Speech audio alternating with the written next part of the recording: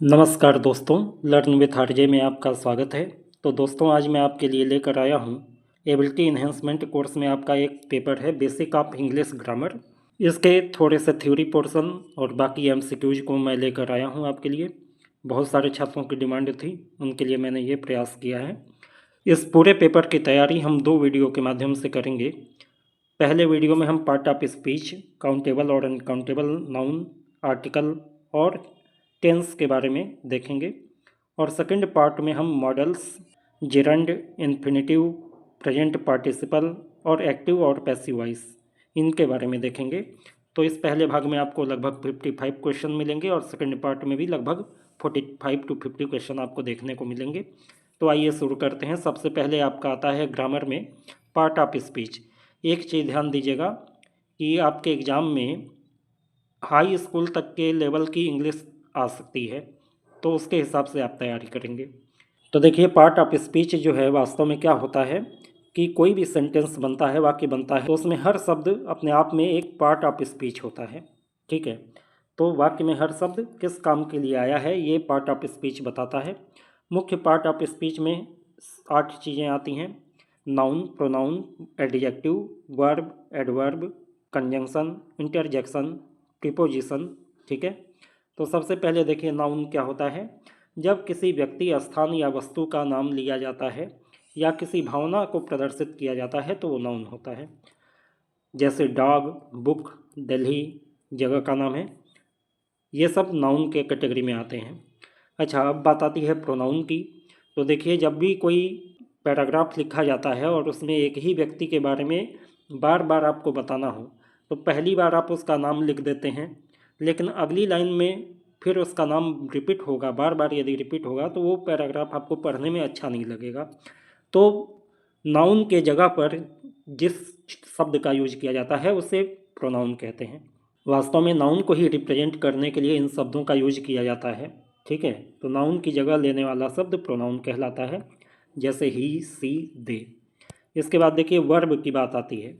काम या कार्यवाही बताने वाला शब्द वर्ब कहलाता है, जो किसी काम या घटना को बताए, जैसे रन, ईट, राइट। ठीक है, सेम, बात, ये सारे वर्क जो बताते हैं ये वर्ब होते हैं। इसके बाद बात आती है एडजेक्टिव की। तो ऐसे शब्द जो नाउन या प्रोनाउन की विशेषता बताता है वो एडजेक्टिव कहा जाता है। जैसे मान लो गुलाब एक नाउन है, रोज, लेकिन रेड रोज, तो यहाँ पे रोज की विशेषता बताई जा रही है कि गुलाब लाल रंग का है। ठीक है, या किसी स्टूडेंट के बारे में बताया जाए, he is a student, he is a good student, तो यहाँ गुड जो है स्टूडेंट की विशेषता बता रहा है।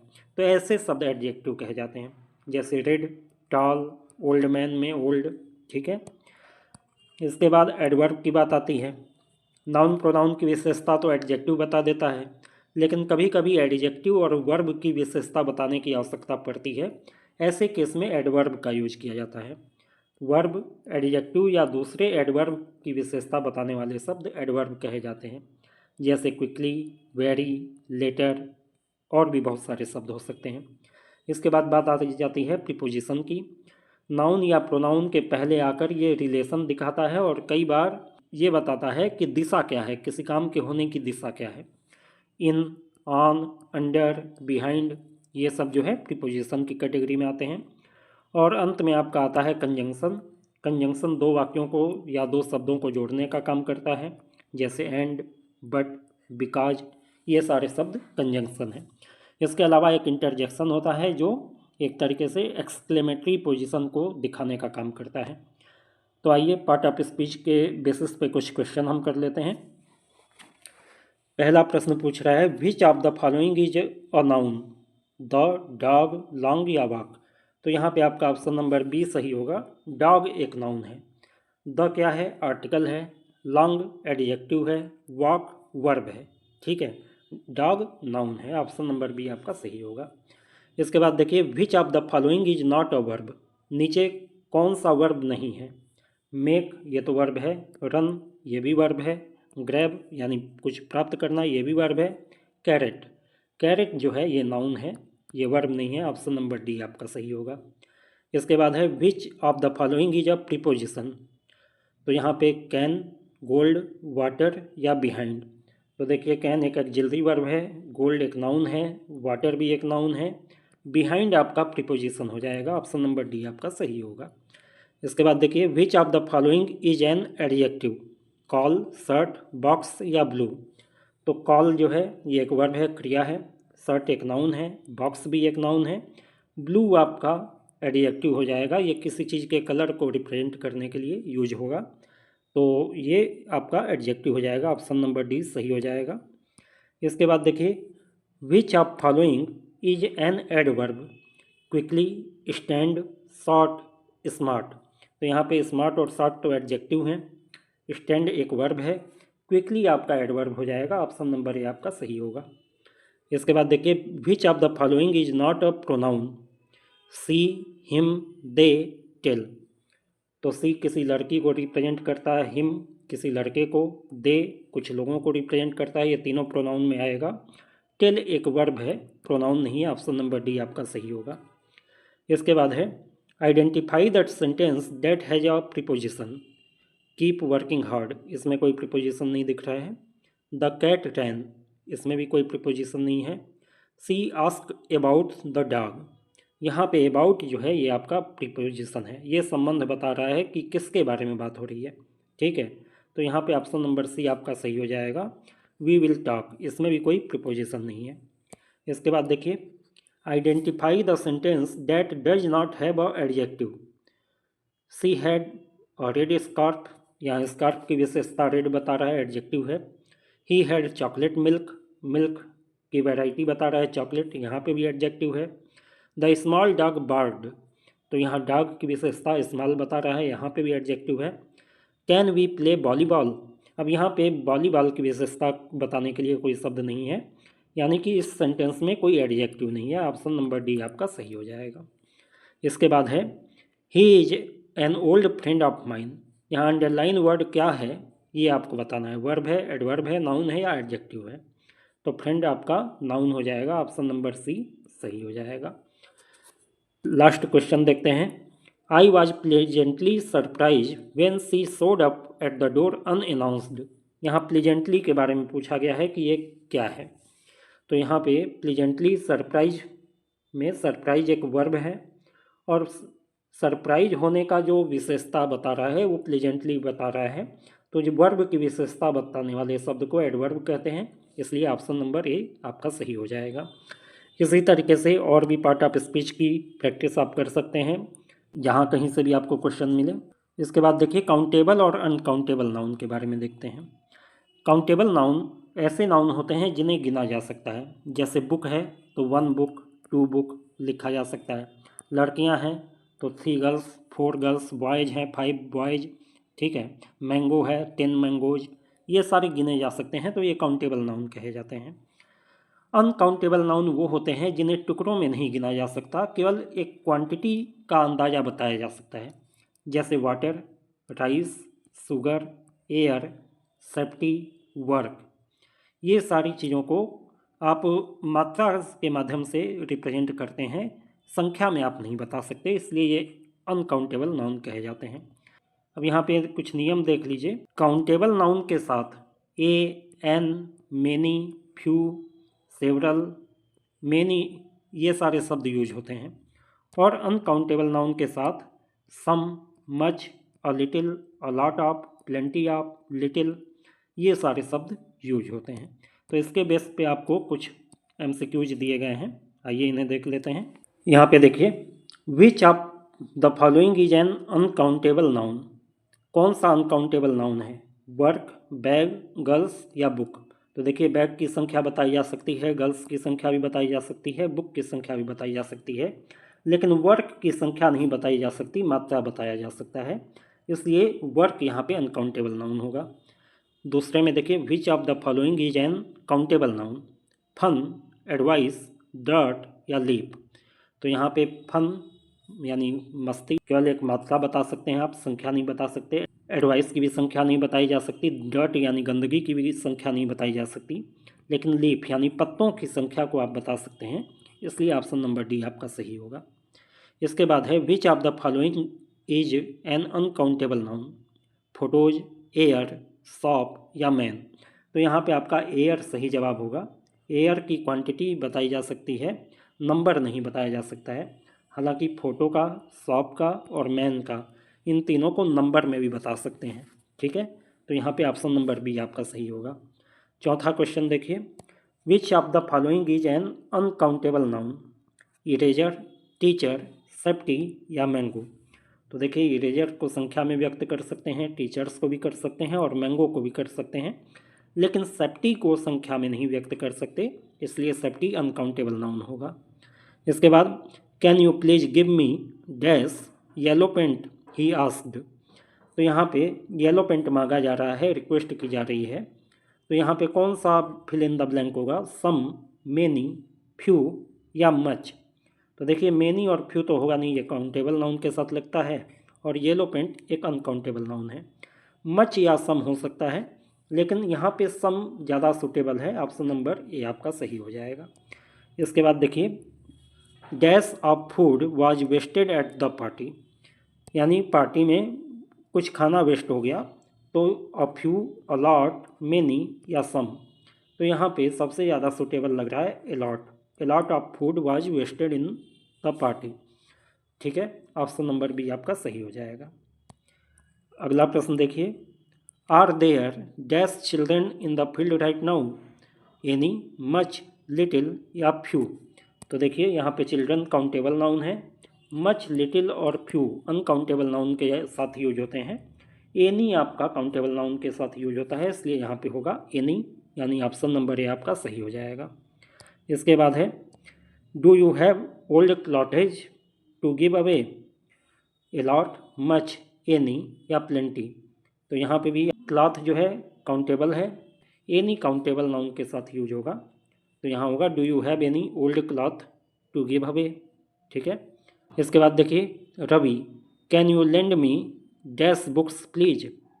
Ravi, sure, here you are. तो यहाँ पे ब्लैंक में देखिए क्या होगा, एनी, मच, लिटिल या सम? तो यहाँ पे सम आपका सही हो जाएगा। Can you lend me some books please? Option number D आपका सही होगा। 22वें में देखिए, there is not dash milk powder in the tin?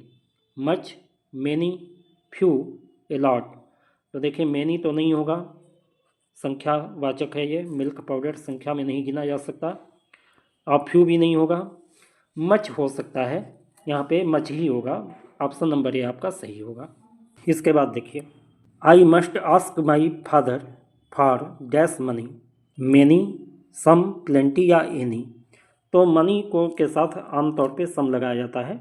I must ask my father for some money, option number B आपका सही हो जाएगा। इसके बाद है, there are dash tall tree in our school compound? Plenty, a lot, a few या much? तो देखिए, यहाँ पे काउंटेबल नाउन है टॉल ट्री, और काउंटेबल नाउन के साथ अ फ्यू संख्यावाचक ये शब्द आएगा, अ फ्यू। ठीक है, अगला है कि how dash money have you saved as your pocket money? Several, much, many या एनी? तो यहाँ पे मच ज़्यादा सूटेबल है, ऑप्शन नंबर बी आपका सही हो जाएगा। इसके बाद देखिए, चैप्टर 3 में आर्टिकल हम देखेंगे। आर्टिकल 3 होते हैं, ए, एन और द, या फिर सेंटेंस में कोई आर्टिकल यूज नहीं होता है। चौथी कंडीशन ये होती है। तो आर्टिकल में क्या है, ए और एन का प्रयोग किसी एक चीज़ को दिखाने के लिए किया जाता है, संख्या में जो एक हो, या पहली बार बात हो रही हो तब यूज किया जा सकता है। अब ए और एन में अंतर क्या है? ए का यूज किया जाता है कॉन्सोनेंट साउंड के पहले, जैसे ए, ई, आई, ओ, यू, ये 5 वॉवेल होते हैं, बाकी सारे अक्षर कॉन्सोनेंट होते हैं। तो कॉन्सोनेंट साउंड के पहले ए का यूज होता है और वॉवेल साउंड के पहले एन का यूज होता है। लेकिन यहाँ ध्यान देने वाली बात है कि साउंड की बात हो रही है। अक्षर हो सकता है कि वॉवेल हो, लेकिन साउंड वो यदि कॉन्सोनेंट कर रहा है तो एन का यूज नहीं होगा। जैसे एग्जांपल के लिए यूरोपियन, यूरोपियन में ई की जगह यू का प्रोनाउंस होता है ना, तो यू एक कॉन्सोनेंट है, इसलिए ए का यूज होगा। ऐसे ही ऑनेस्ट, ऑनेस्ट में एच जो है कॉन्सोनेंट है, लेकिन अ से इसका प्रोनाउंसिएशन हो रहा है, यानी वॉवेल साउंड आ रही है, इसलिए ऑनेस्ट के पहले एन यूज होता है। ठीक है, तो यहाँ साउंड को देखना है, अक्षर को केवल नहीं देखना है। और द का प्रयोग किसी खास चीज़ के पहले, किसी पहले से जानी हुई चीज़ के बारे में, किसी यूनिक आइटम के बारे में या किसी यूनिक इवेंट के बारे में बताने के लिए किया जाता है, जैसे mountain, rivers, seas, famous train आदि के साथ, या the sun, the Himalayas, the Pandya express इसके एग्जाम्पल हैं। इन सब डेफिनेट चीज़ों के लिए द का यूज होता है। तो आर्टिकल का देख लेते हैं कि सामान्य या जनरल सेंस में कुछ बातें कही जाएं या कुछ प्रॉपर नाउन ऐसे हैं उनके साथ आर्टिकल का यूज नहीं किया जाता है। अब क्वेश्चन देख लेते हैं। New York is a dash large city. तो यहाँ पे देखिए न्यूयॉर्क अपने आप में एक अकेला सिटी है और इसलिए यहाँ पे ए का यूज होगा। New York is a large city. दूसरा देखिए, are you attending dash reception today an, no article the या ए। तो यहाँ पे डैश वाली जगह पे आएगा the reception. Option number C आपका सही होगा। क्यों? क्योंकि किसी पर्टिकुलर रिसेप्शन की ही बात हो रही होगी यहाँ पे और उसी को अटेंड करने के बारे में पूछा जा रहा है। इसके बाद थर्ड है dash orange are grown in Nagpur. अब यहाँ पे आर्टिकल लगेगा कि नहीं लगेगा? नहीं लगेगा, नो आर्टिकल, क्योंकि ये एक जनरल स्टेटमेंट है कि ऑरेंज आमतौर पे नागपुर में उगाए जाते हैं। एक ऑरेंज तो उगाया नहीं जाएगा, इसलिए ए या एन नहीं लगेगा, और किसी पर्टिकुलर ऑरेंज की बात नहीं हो रही है इसलिए द भी नहीं लगेगा। ये एक जनरल स्टेटमेंट है, आर्टिकल की आवश्यकता नहीं है। चौथा देखिए, she want to become dash engineer. अब इंजीनियर के पहले क्या लगेगा? ई है तो एन लगना चाहिए, लेकिन हमें साउंड देखना है। इंजीनियर में भी ई से ही प्रोनाउंसिएशन है, इसलिए यहाँ पे एन लगेगा। ऑप्शन नंबर सी आपका सही होगा। इसके बाद देखिए, dash lion is a ferocious animal. ठीक है ना, तो यहाँ पे लायन कम्युनिटी की बात हो रही है, एक लायन की बात नहीं हो रही है, और जब कम्युनिटी की बात होती है तो द का यूज किया जाता है। The lion is the ferocious animal. छठवें में देखिए, dash unit means a measurement. तो यहाँ पे यूनिट में यू है तो एन का यूज हो सकता है, लेकिन यदि यूनिट को आप प्रोनाउंस करेंगे तो यू या यहाँ पे कॉन्सोनेंट साउंड आ रहा है, इसलिए यहाँ पे ए यूज होगा। ये यूनिट मीन्स मेजरमेंट। इसके बाद है he is an honest officer होगा यहाँ पे। ऑप्शन नंबर बी आपका सही होगा। ऑनेस्ट में एच है लेकिन इसका साउंड हो रहा है ऑनेस्ट, ओ, ठीक है, यानी ए से ये प्रोनाउंस हो रहा है, इसलिए यहाँ पे एन यूज होगा। He is dash European. यहाँ पे कौन सा आर्टिकल आएगा? ए आएगा। यूरोपियन का प्रोनाउंसिएशन यूरोपियन है। यूरोपियन होता तो यहाँ पे एन लगता, लेकिन यूरोपियन है इसलिए यहाँ पे ए लगेगा। कॉन्सोनेंट प्रोनाउंसिएशन है यहाँ पे। नेक्स्ट है, let us play dash chess. तो चेस खेल का नाम है, खेल के पहले कोई भी आर्टिकल नहीं लगता है। ऑप्शन नंबर डी आपका सही हो जाएगा। इसके बाद है, I go to the Madurai by Vijay Express. यहाँ पे आपको फिल इन द ब्लैंक्स के लिए ब्लैंक नहीं दिया है, वास्तव में यहाँ पे ब्लैंक होना चाहिए। तो यहाँ पे द लगेगा क्योंकि विजयी एक्सप्रेस अपने आप में एक पर्टिकुलर ट्रेन है, इसलिए द का यूज यहाँ पे होगा। इसके बाद है, he hope to join dash university soon. तो यहाँ पे यूनिवर्सिटी में यू से प्रोनाउंसिएशन हो रहा है य से, इसलिए ए लगेगा, एन नहीं लगेगा। ऑप्शन नंबर सी आपका सही होगा। कॉन्सोनेंट साउंड आ रहा है ना। इसके बाद देखिए 11वां तो कर ही चुके हैं। 12वां, let us go to a restaurant and have dash coffee. A, an, no article या द। तो यहाँ पे आपको कोई आर्टिकल की आवश्यकता नहीं है, कॉफ़ी कोई एक तो होगी नहीं और कोई पर्टिकुलर कॉफ़ी की भी बात नहीं हो रही है, यानी यहाँ पे कोई आर्टिकल की यूज नहीं होगा। It is dash absurd story. तो यहाँ पे आपका एन यूज होगा क्योंकि ए से शुरू हो रहा है और प्रोनाउंसिएशन भी ए से ही आ रहा है, वॉवेल साउंड आ रही है, तो एन यूज होगा। इसके बाद है dash Pandya express is a very popular. तो यहाँ पे पांड्या एक्सप्रेस ट्रेन की बात हो रही है और एक पर्टिकुलर ट्रेन की बात हो रही है, यहाँ पे द लग जाएगा। ऑप्शन नंबर डी आपका सही होगा। India will become dash super power shortly. अब यहाँ सुपर पावर की बात हो रही है और ये कॉन्सोनेंट साउंड कर रहा है, इसलिए यहाँ पे ए लगेगा। और सुपर पावर शॉर्टली। इसके बाद है Ram was dash best student in the class. तो देखिए सुपरलेटिव डिग्री की जब बात होती है, गुड बेटर बेस्ट में बेस्ट क्या है, सुपरलेटिव डिग्री। तो सुपरलेटिव डिग्री के बाद द का यूज जरूर होता है, इसलिए यहाँ पे द लगेगा। इसके बाद बात आ जाती है टेंस की। तो टेंस 3 प्रकार के होते हैं, प्रेजेंट, पास्ट और फ्यूचर। और हर प्रकार के टेंस में 4 टाइप होते हैं उसके, जैसे simple present, present continuous, present perfect और प्रेजेंट परफेक्ट कंटिन्यूअस। ऐसे ही पास्ट में simple past, past continuous, past perfect और पास्ट परफेक्ट कंटिन्यूअस।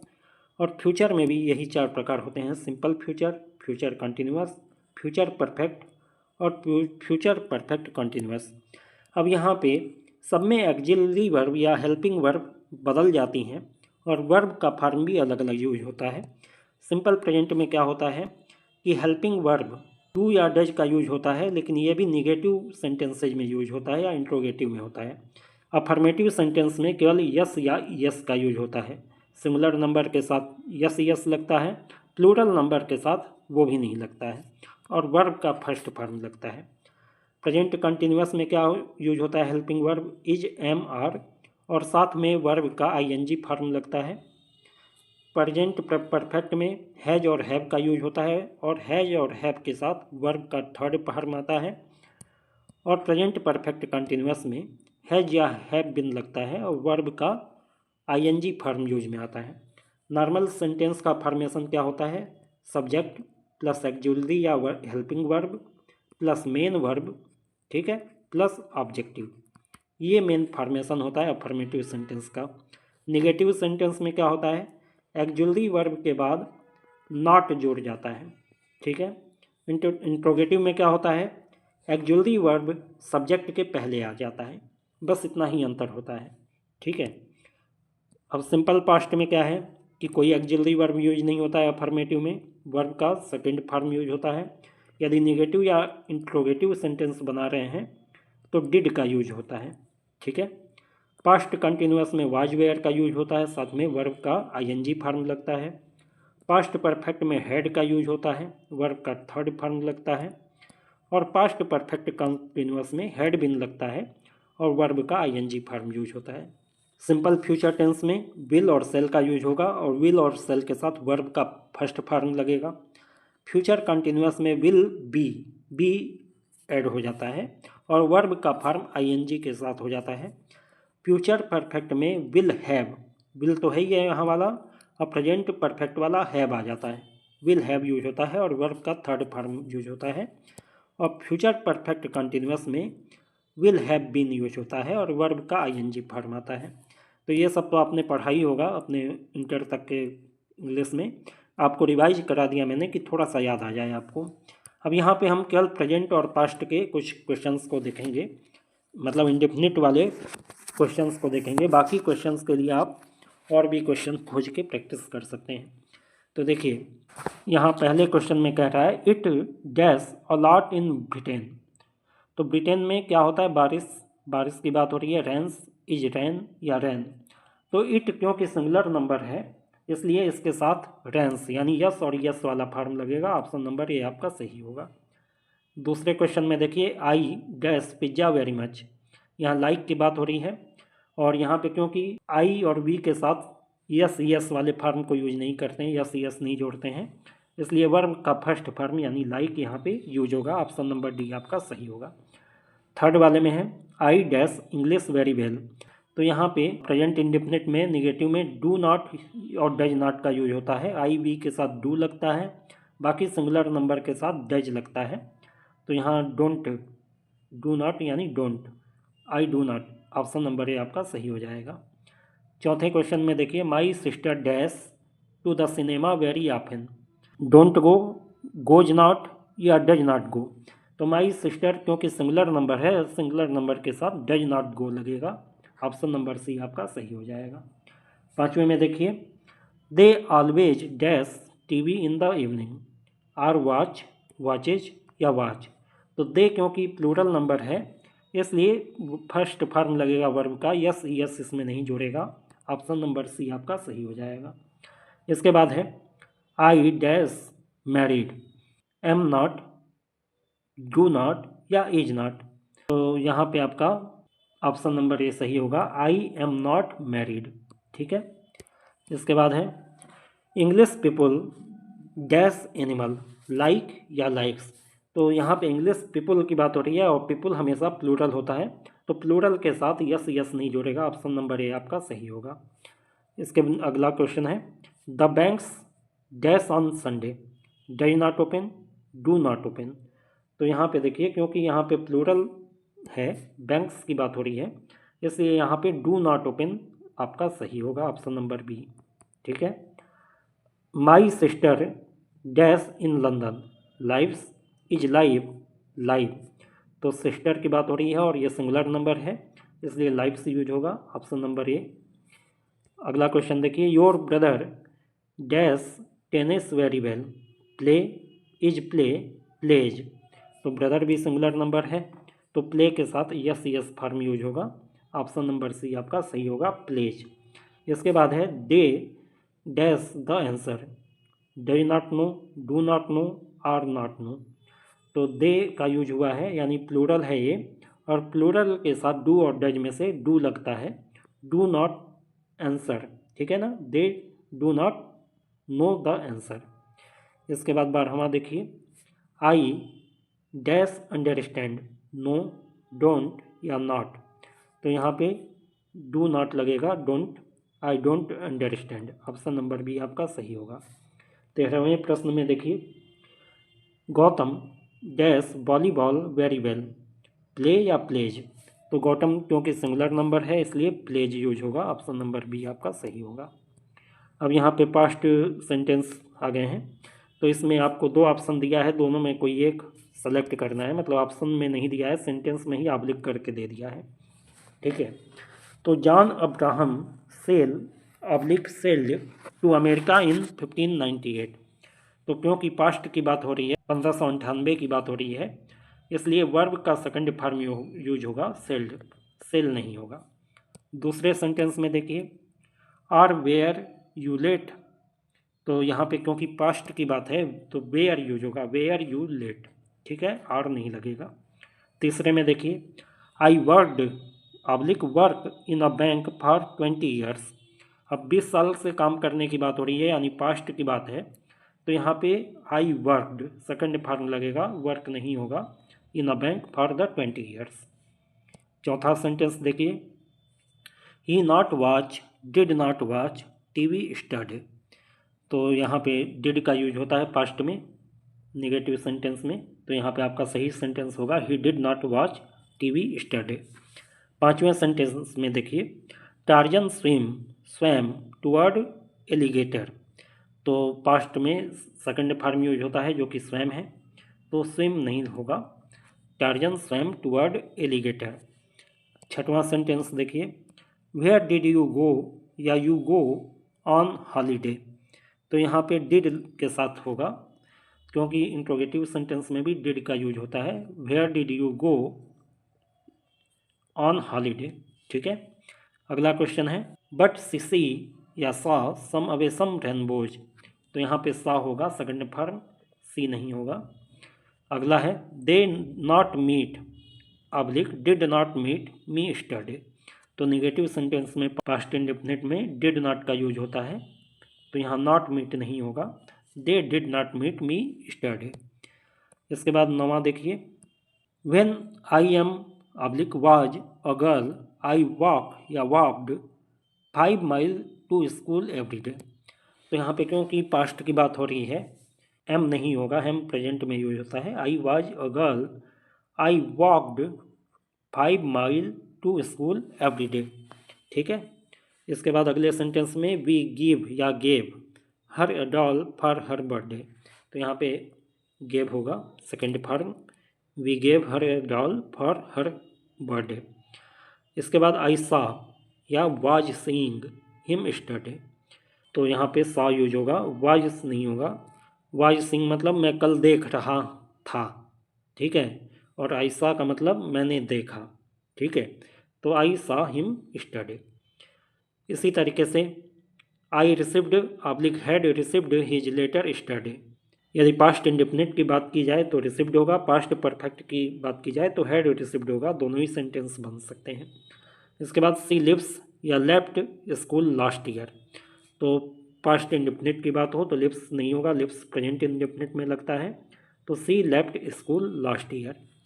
तो इसी तरीके से और भी ट्रांसलेशन के क्वेश्चन आपके पास आ सकते हैं। मॉडल्स और इसके बाद की चीज़ों को हम अपने नेक्स्ट वीडियो में देखेंगे। दूसरा भाग आपको जल्द ही मिलेगा। उम्मीद है कि ये वीडियो आपके लिए उपयोगी रहा होगा। यदि वीडियो आपको अच्छा लगा हो तो वीडियो को लाइक कीजिए, शेयर कीजिए और चैनल को सब्सक्राइब करके बेल आइकन दबा दीजिए ताकि नए वीडियो की नोटिफिकेशन आपको समय से मिल जाए। Good day to all of you.